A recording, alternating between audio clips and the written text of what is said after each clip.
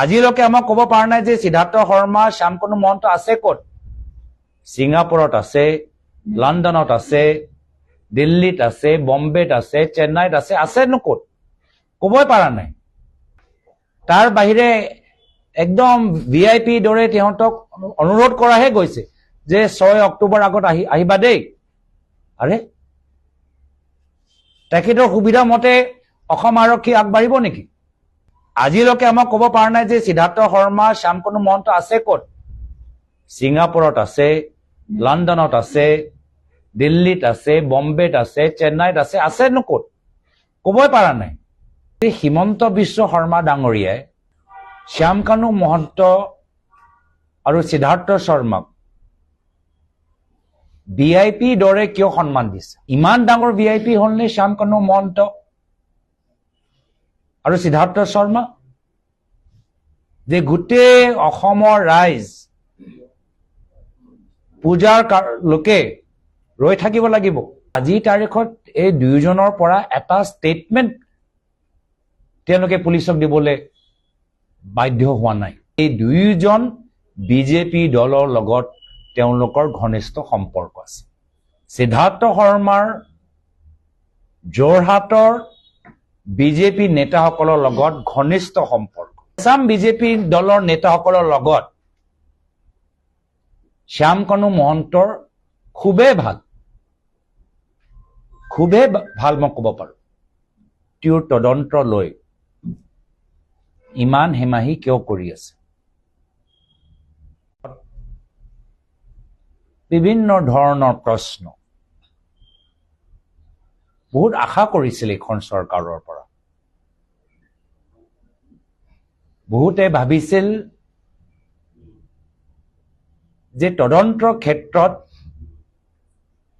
বৰ্তমানৰ হিমন্ত বিশ্ব শৰ্মা ডাঙৰীয়া চৰকাৰে তৎপৰতা দেখাব, গুৰুত্ব দিয়াটো দেখাব।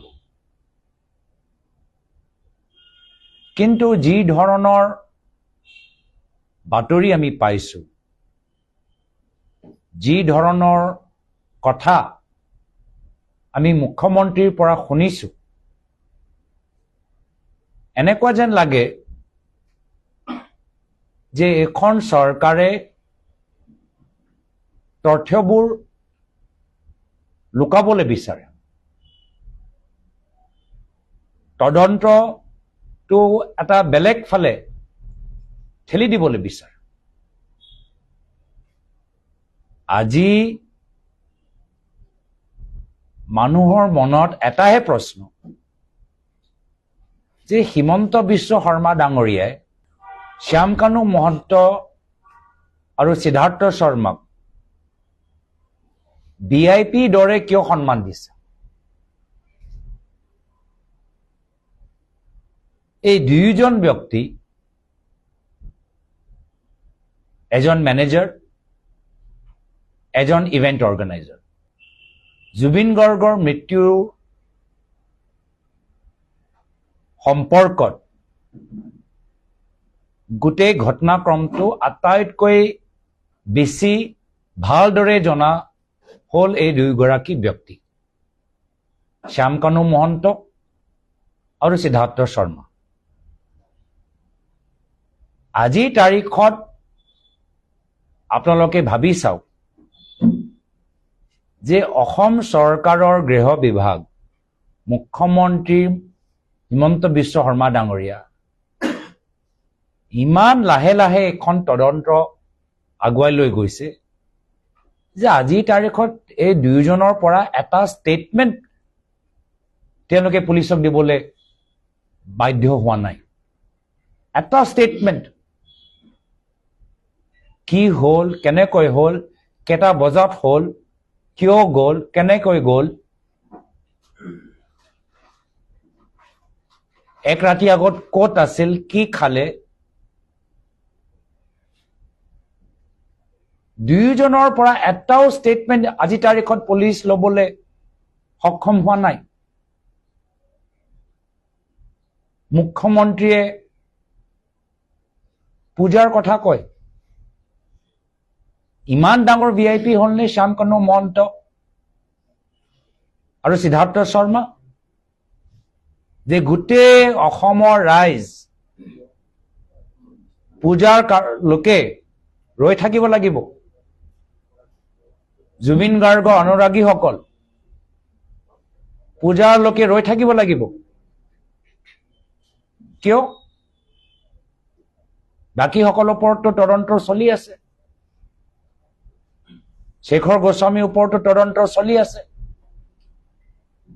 বেলেগ শিল্পীসকলকতো প্ৰশ্ন সোধা গৈছে তো এই দুয়োজন কোন ডাঙৰ ভিআইপি হ'ল যাৰ কাৰণ আৰু অসম আৰক্ষী SIT CID ৰৈ থাকিব লাগিব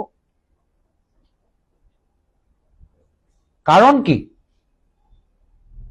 কাৰণ পূজা হ'ব নোৱাৰে যদি পূজা এটা কাৰণ আছিল এটা সকলোকে পূজা পিছতে সুধিলে হতে কিন্তু কাৰণ হ'ব পাৰে যে এই দুয়োজন বিজেপি দলৰ লগত তেওঁলোকৰ ঘনিষ্ঠ সম্পৰ্ক আছে সিদ্ধাৰ্থ শৰ্মাৰ যোৰহাটৰ বিজেপি নেতাসকলৰ লগত ঘনিষ্ঠ সম্পৰ্ক বাতৰি যদিও ওলাইছে যে তেওঁ বিজেপি দলৰ যুৱ মৰ্চাৰ সাংস্কৃতিক বিভাগৰ সদস্য হৈ আছে তথাপিও যদি আপোনালোকে অলপ ভিতৰত তদন্ত কৰে যে কেনেদৰে যোৰহাটৰ বিজেপি দলৰ নেতাসকল কিমান আগৰ পৰাই সিদ্ধাৰ্থ শৰ্মাৰ লগত এটা সম্পৰ্কৰ সৃষ্টি কৰি জুবিন গাৰ্গক কেনেদৰে নিজৰ ৰাজনৈতিক লাভৰ বাবে ব্যৱহাৰ কৰিব পৰা যায় আগৰ পৰাই এটা ষড়যন্ত্ৰ চলি আছে আসাম বিজেপি দলৰ নেতাসকলৰ লগত শ্যামকানু মহন্তৰ খুবেই ভাল মই ক'ব পাৰো যদি এই নৰ্থ ইষ্ট ফেষ্টিভেল যি ফেষ্টিভেলৰ তেওঁ মুখ্য আয়োজক যদি এই নৰ্থ ইষ্ট ফেষ্টিভেলৰ যদি আপোনালোকে ইনষ্টাগ্ৰাম হেণ্ডেলটো খুলি গোটেই আগৰ নৰ্থ ইষ্ট ফেষ্টিভেলৰ ফটোবোৰ যদি চাই পোষ্টবোৰ যদি চাই তেতিয়া আপোনালোকে মাত্ৰ বিজেপি দলৰ নেতা মন্ত্ৰী বাহিৰে আৰু কাকো দেখা নাপায় বিজেপিৰ লগত সহযোগ কৰা বিভিন্ন ৰাজ্যত NDA চৰকাৰ য'ত আছে তেওঁলোকৰ মুখ্যমন্ত্ৰী হওক বিজেপি আৰু NDA নেতৃত্বৰ বাহিৰে আৰু কাকো আপোনালোকে এই নৰ্থ ইষ্ট ফেষ্টিভেলৰ হেণ্ডেলত দেখা নাপাব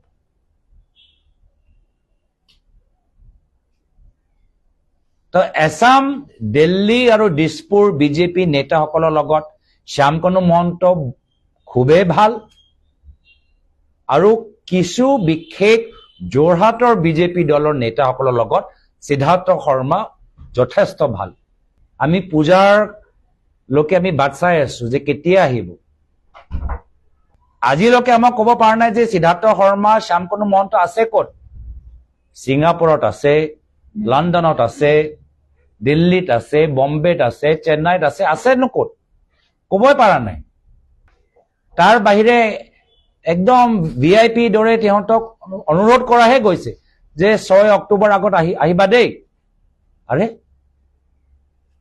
তেখেতৰ সুবিধা মতে অসম আৰক্ষী আগবাঢ়িব নেকি ইমান সময় কিয় দিয়া গৈছে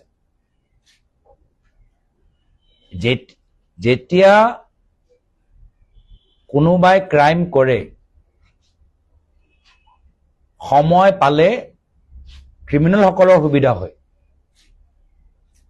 মোবাইলৰ পৰা ফটো মোহাৰিব পাৰে মোবাইলটো পেলাই থৈ আহিব পাৰে আগৰ এভিডেন্সবোৰ লুকাব পাৰে তো ক্ৰিমিনেলসকলে বেছি সময় পালে ইহঁতৰে লাভ হয় পুলিচৰ কেতিয়াবা লাভ হয় নেকি তদন্ত ক্ষেত্ৰত ইমান সময় দিয়াটো কেতিয়াবা আৰক্ষীসকলক লাভ দিয়ে নেকি যিসকলে ক্ৰাইম কৰিলে যিসকলে ভুল কৰিলে তেওঁলোককে সুবিধা দিয়া গৈছে যেন লাগিছে